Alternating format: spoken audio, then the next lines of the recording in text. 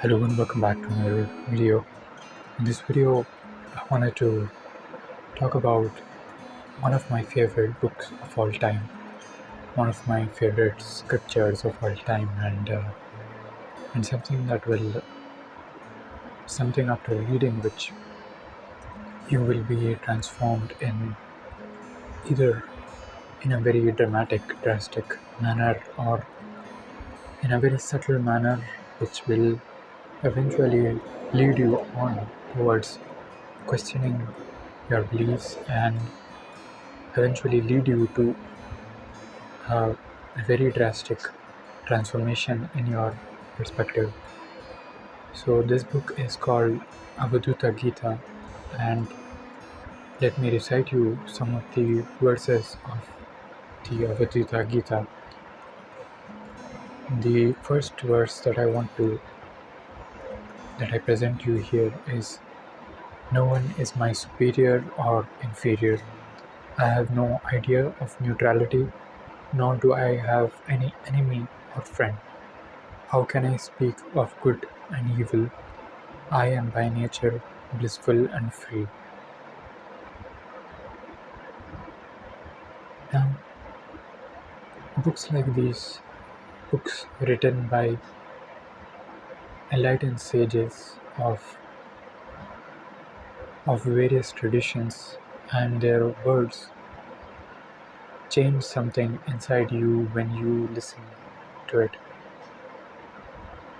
Now, this book is written in response to, not in a response, but in a state where the writer, the orator, Dattatreya, orates his experience of enlightenment, or the final realization that is to be had. And this realization is supposed to be a shift in identity. It is supposed to be a realization that is going to end all realizations, and after which there remain no questions about anything in this world regarding religion, regarding the truth, regarding the different rituals, regarding good and evil, regarding happiness, regarding sadness, regarding misery. This is a state that the enlightened people reach, and after which there is nothing beyond. Because these words are proof that these people have somehow transcended everything that is remaining to experience in this world. So, by reading such books and such texts, there is a sudden shift in perception, a shift in consciousness, or whatever you may call it. There is a sudden opening into your true nature, and listening to a person speak from the true nature, speak from this place of non duality where there is no difference remaining, where there is no conflict of good and evil, where there is no conflict of what to do and what not to do, where there is nothing of the sort of opposites. There is no you and I, there is no good that I think about, there is no thoughtlessness and thought, there is no samadhi to be achieved, because these words are spoken from a state of samadhi. And by trying to understand these words, by trying to listen to them again and again, and trying to comprehend what is going on inside the mind of an enlightened person, you will feel that sense of peace, uh, the peace that is supposedly unlimited. You will feel that you are in this world and yet you are not in this world. You will feel that you do not have any concept of even neutrality, even the path to enlightenment, because the mind is somehow seen as illusory and reality is perceived as it is, as pure consciousness, and everything except pure consciousness is seen as illusory, as part of an elaborate Leela or an elaborate game. There are obviously many texts such as these, many Gitas written, and there is an essence of such highest enlightenment found in many traditions of the world, and of course, it is very hard to seek them out because somehow these texts are seen or seen as something that is not understandable somehow, but yet it is purely understandable when you at least glimpse something of that meditativeness that the sages and the enlightened people are talking about in these words. So now let me read you another verse, and it is better if you listen to it with a very open-hearted and with a with an awareness that is able to perceive a subtle openness or a subtle glimpse into your true nature. And if you feel a certain peace or a certain divinity arising inside your consciousness, if you feel a certain removal of a veil or certain peace, embrace it. Embrace the peace completely and fall into it and surrender into it. For these few moments, think of yourself as someone who is beyond all concepts and beyond all dualities and beyond all meditation, prayer, worship, japa, beyond all ritual. I am neither the worshipper nor the object of worship. Instructions and rituals are not meant for me. How can I describe the nature of absolute consciousness?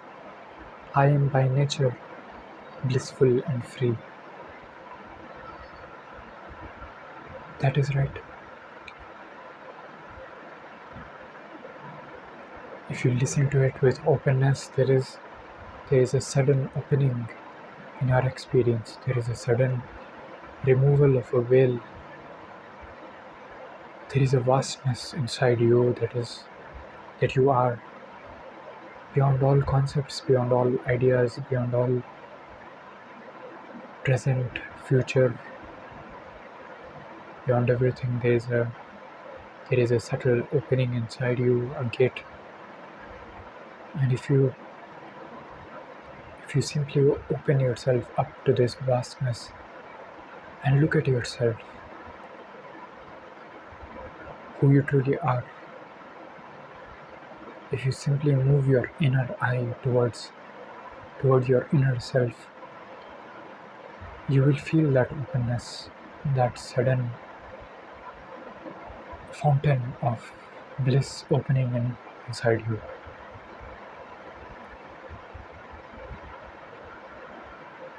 Because you are blissful and you are already free.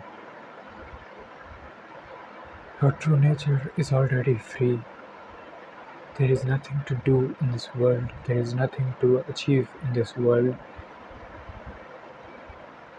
because what you crave for inwardly is unlimited happiness, unlimited knowledge, and existence itself. That is what you truly are. Every single person in this world, we are somehow deceiving ourselves into thinking that we are something else. But if I tell you that there is a possibility that you can get out and have access to, to unlimited knowledge, to unlimited consciousness, to a bliss and peace that is of another kind. Let me read you another one of the verses and be open to receiving the peace that will be received once you give this idea that you are beyond the mind to your mind. Nothing pervades Brahman, nor is anything pervaded by Brahman. Neither has it an abode, nor is it abodeless. How can I describe it as full or empty? I am by nature blissful and free. That's right. When you listen to the truth, there is a resounding inside your soul. You know deep down that it is true. You know deep down that this is all a dream. You know deep down that there is nothing to get in this world, that you are boundless, you are free, that you cannot reside anywhere, that you can simply watch this show, this maya, this illusion, this constant coming and going of sensual objects in front of your eyes, these constant feelings arising in your heart.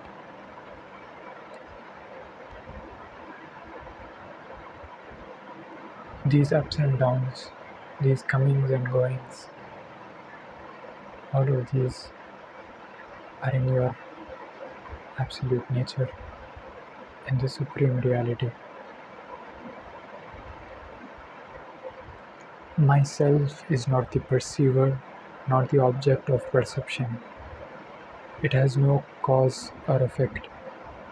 How can I say that it is conceivable or inconceivable? I am by nature blissful and free. That's right.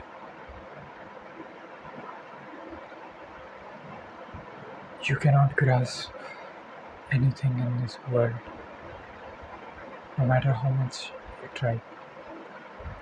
No matter how much you try to control the things in this world, your emotions, your mind, it is better to let go and reside in your true nature, which is awareness, which is aliveness, which is this pure aliveness. So thank you for watching this video.